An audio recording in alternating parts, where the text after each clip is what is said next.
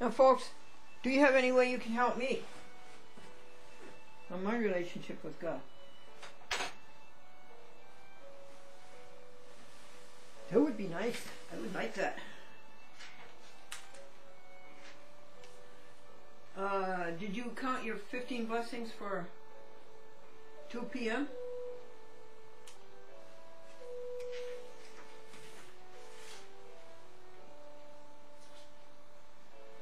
I think that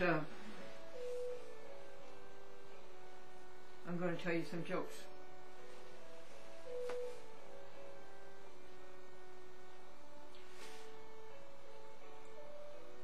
Newton's first law of motion: for every action there's an equal and opposite reaction. That's particularly true if you're married. And a woman's work is never done. Do you know why?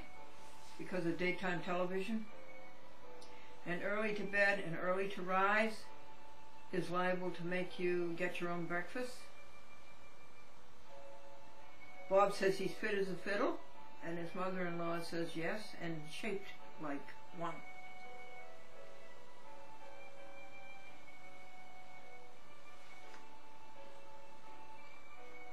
You can make believe that this is your last day on earth.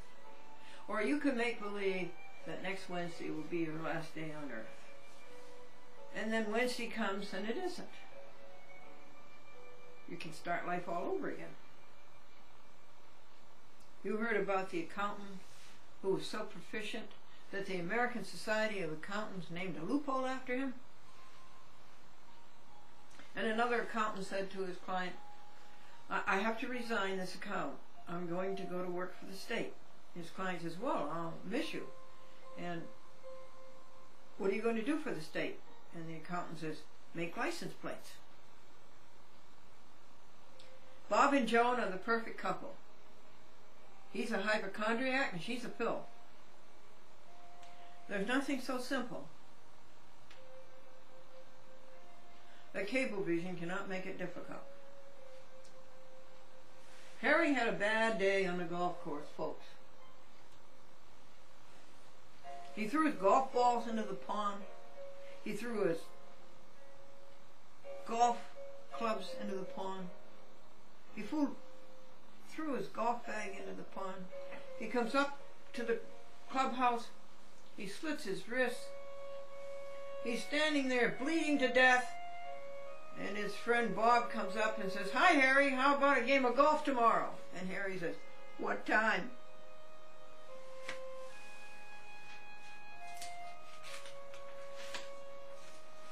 The happy book is as stimulating and helpful to you as Mickey Gumbo. And listen to this well. Remember now, you are unique. Unique means there is only one like you. Only one of a kind. You are a creation of God. And God has created you to do a specific job that nobody else can do as well as you can do it. So ask God what that job is. See, that's in your meditation, in your God first thing in the morning, and your retreat in the evening. You ask God what that is. And you listen carefully.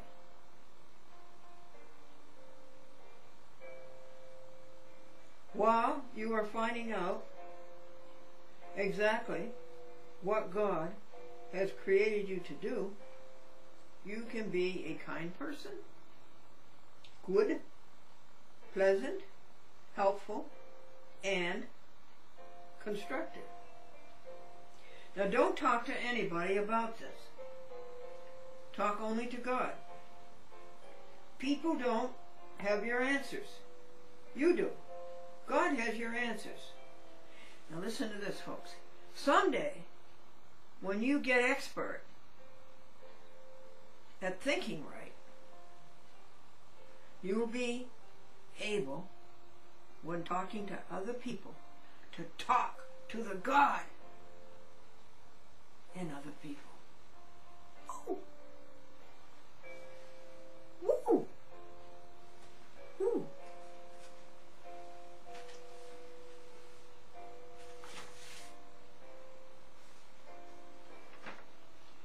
And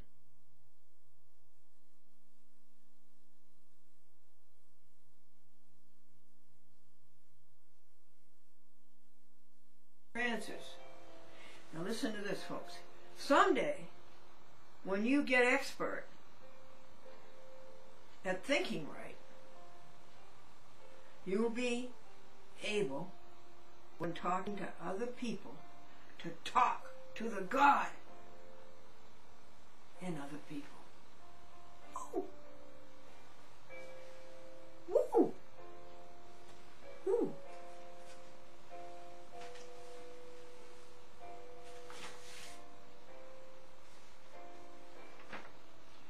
And he walks with me and he talks with me.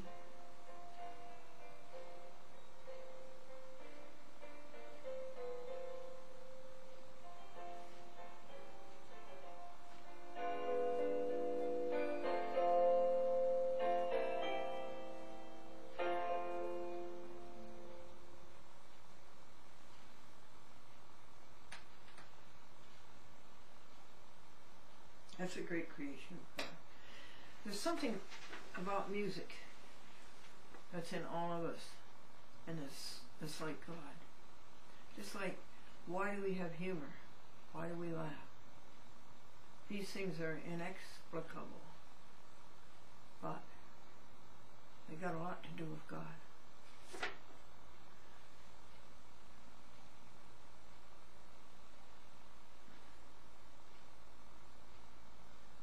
This song, this poem, is by a famous New England poet.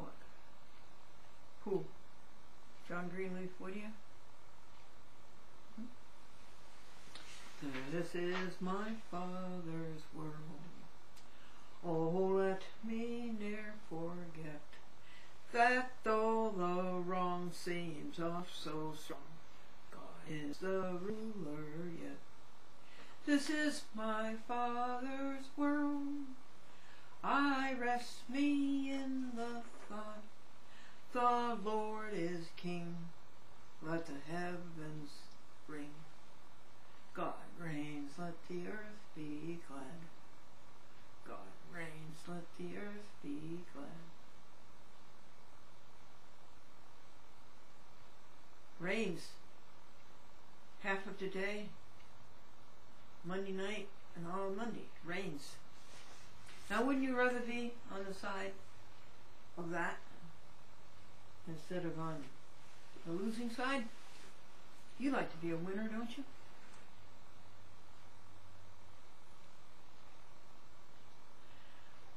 Now, this is something I'm going to present to you, and I'd like your opinion on it. Cox Cable TV in Manchester, Connecticut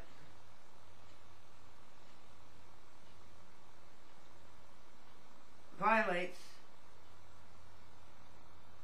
the congressional mandate, state and municipal, of public access TV, which means the public shall have access to TV.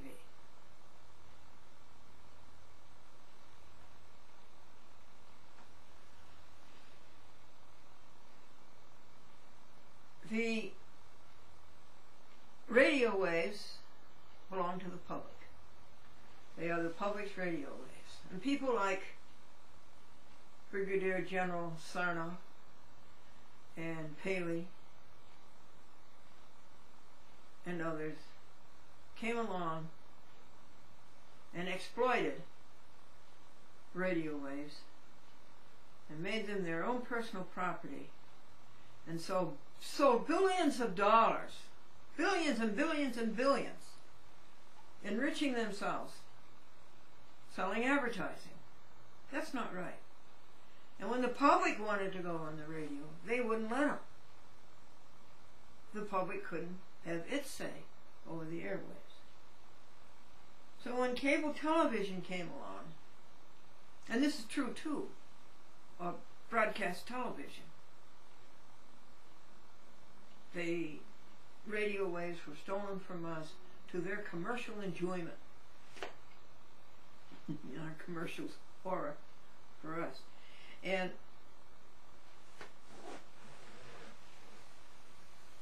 Congress saw cable television's multiple ability for multiple channels. So they sat right down and wrote a law that the public must have access to television, that the cable operators must set aside a channel for public access TV. And that was the Cable Act of 1984. By that time, A Chat with Glendora had been on TV since 1972, so that would be 12 years. 12 years later, they set this law called the Cable Policy Act of 1984, and it's codified as Title 47 United States Code, Section 521 et sequitur, which simply means as follows, or and follows.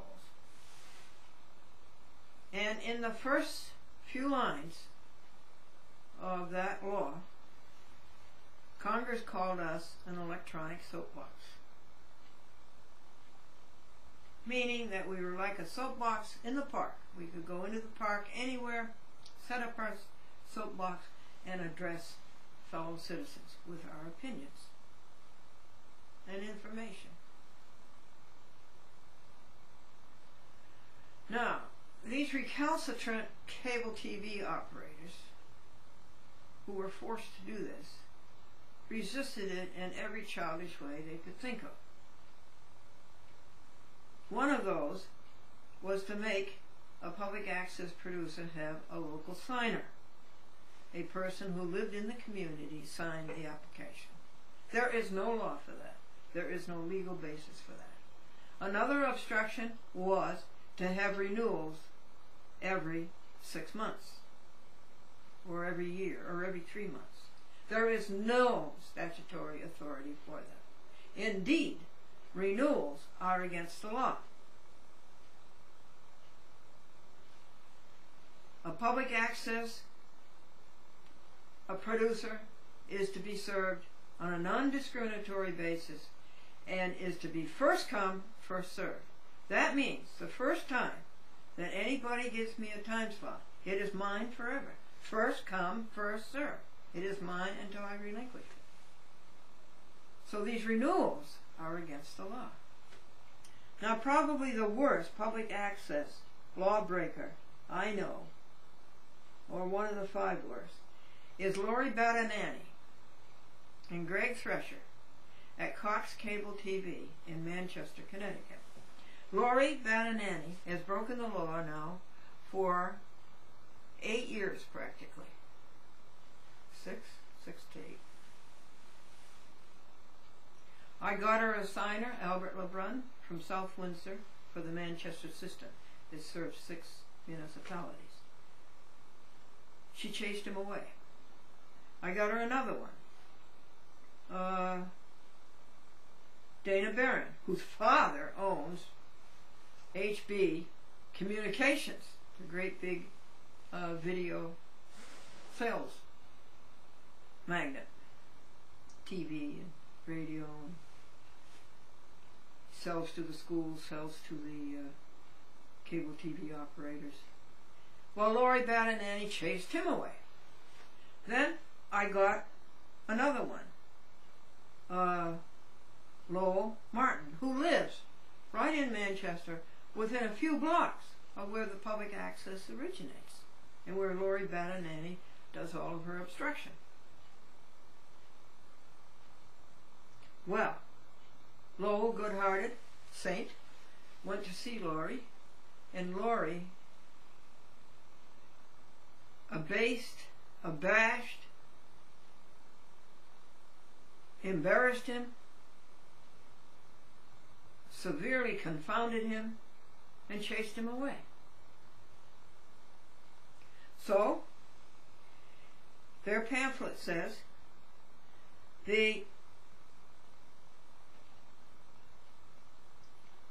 any resident of the 6-town area, 6-municipality area, that would be Wethersfield and South Windsor and Manchester and is it Rockville? There's 3 others. Can produce a public access program. Any resident can. And anybody who is a member of a non-profit organization producing a television show can have the show on the TV. So I beat her. I beat her at her own game. I joined the Friends of the Manchester Library. I paid $25 for myself and $25 for Lowell Martin. And we worked with the president of the Friends of the Manchester Library, Gail Dunrowitz. D-U-N-R-O-W-I-C-Z. Gail Dunrowitz. We worked for her laboriously, arduously, for weeks. And we put together a very, very nice program.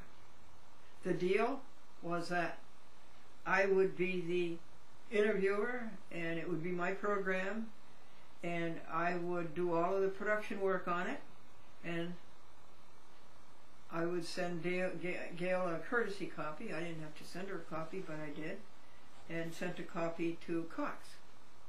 And that Gail would hand it in, and send a copy, 2 copies to Gail, one for Cox and one for herself, and Gail would hand it in. Well, Gail reneged. Gail double-crossed. A woman of education, a woman of class, a woman of upper income, and she double-crossed. Our conversations on the phone. Well, this is not right. And what did I do? I took it to the Lord in prayer. And I sat down, I wrote God a letter, and I told God exactly what I told you. And I waited 2-3 days. And then the solution, as always, came very quickly. Now I want to play you this and see if you think I should do it. And you think I heard God right. Can we find a friend so faithful? I can't sing anymore, got caught up in it. But it is now a little after 9:30. It's dark and I don't know what it is, but many thoughts are coming about it. And I wrote it out to God, what was going on. And I took it to the Lord in prayer. And within 2 days, the Lord said, I am going to sue.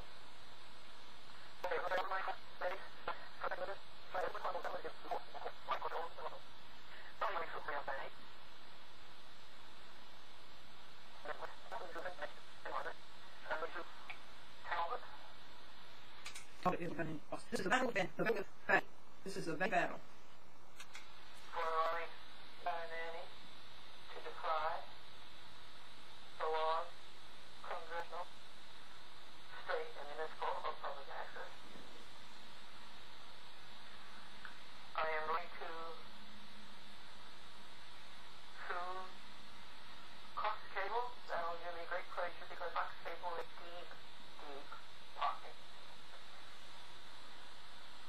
And I'm going to sue who's ever in charge, corporate, who's ever in charge of public access for Cox. In Atlanta. To allow Boy Bad and Nanny all these years to deprive me of my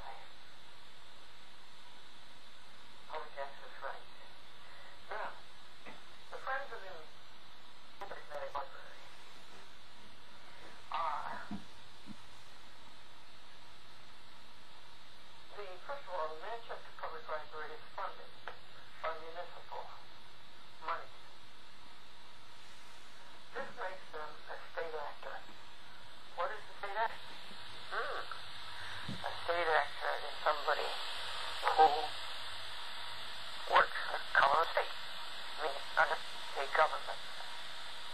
a government federal, a government state, a government municipal?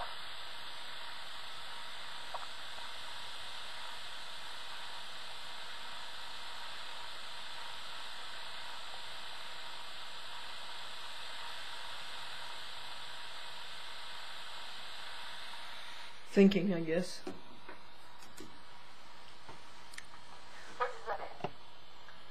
Since we have it here, that's the word. We can invoke Title 42 of the United States Code, Title 1983, Civil Rights. And because of the collusion between Gail Dunowitz and Roy Badanani and Cox Cable, we have a conspiracy. That's Section 1985.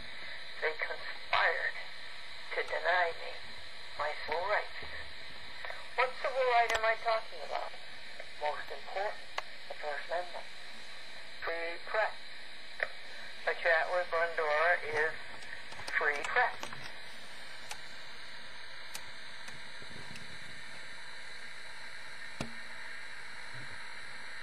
It's freedom of speech.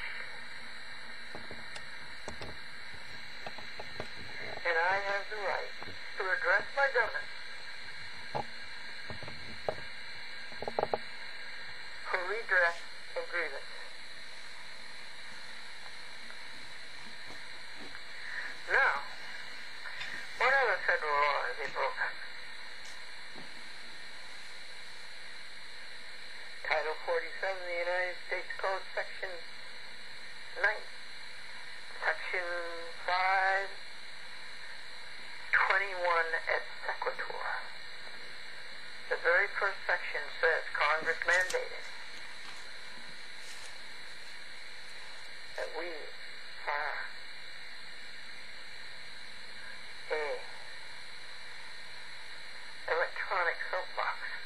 If I want to go to Manchester, Connecticut and stand up in the park and say what I have to say to fellow citizens, I do not have to have a resident in Manchester sign up for me. I have a right to stand there in the park and say it. I am an electronic soapbox.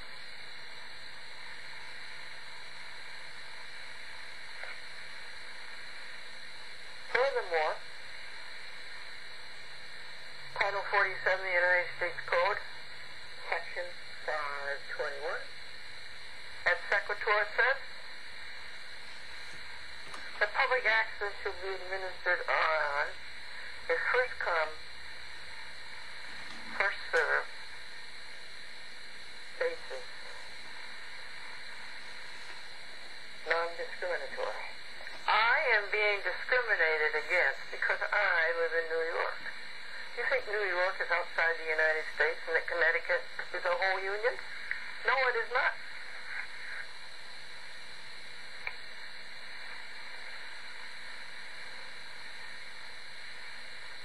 Why is this a federal lawsuit? Well, for one reason, we have diversity of citizenship. We have a citizen of New York suing citizens of Connecticut and citizens of Atlanta, Georgia. Two, because Cox has such deep pockets and Glendora is suing for $83 million, we have given the federal court monetary jurisdiction over this matter. Three,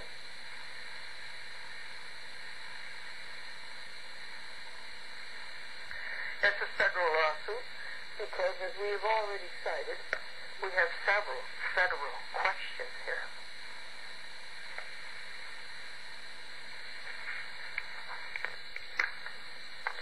Now, this case will be reported on Glendora's TV stations. She's on 60 TV stations, and it will be reported as it unfolds on the internet, YouTube. All names will be given. All reports will be given of what these names do, or what they don't do. Where they lie, where they steal, where they cheat, where they obfuscate, where they cover up. Now, let me state my terms. Glendora wants to chat with Glendora on Manchester, Connecticut TV, system-wide, all 6 municipalities, between 8 p.m. and 11 p.m.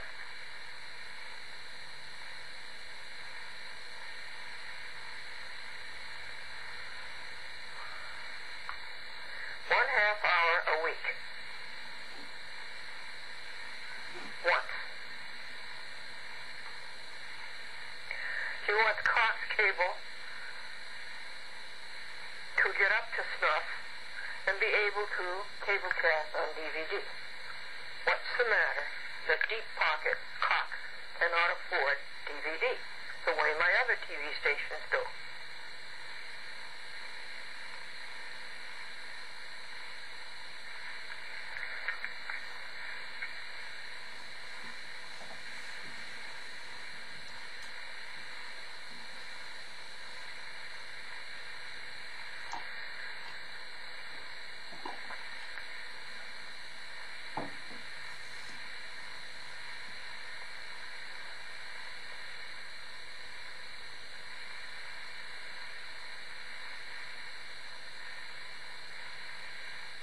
You must have fallen asleep.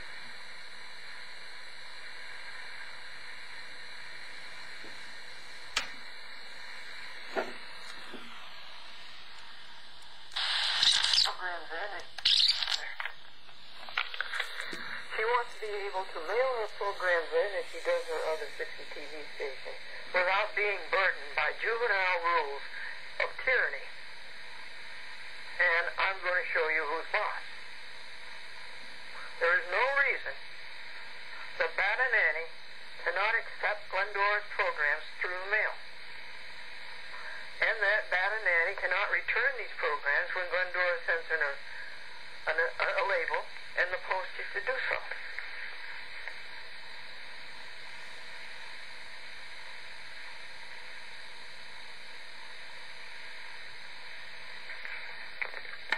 She demands that Lowell Martin, who is a resident of Manchester, Connecticut, within throwing distance practically of the so-called public access center,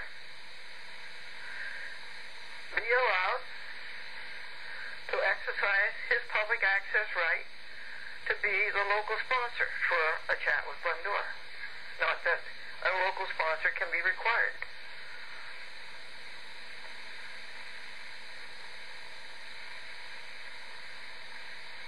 And that he be allowed without harassment and shame and severity and embarrassment to hand in the tapes if he likes and pick up the tapes.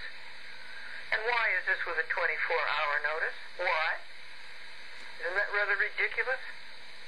That you can't hand in a tape without a 24-hour notice and you can't pick up a tape without 24 hours? Isn't there business, public access?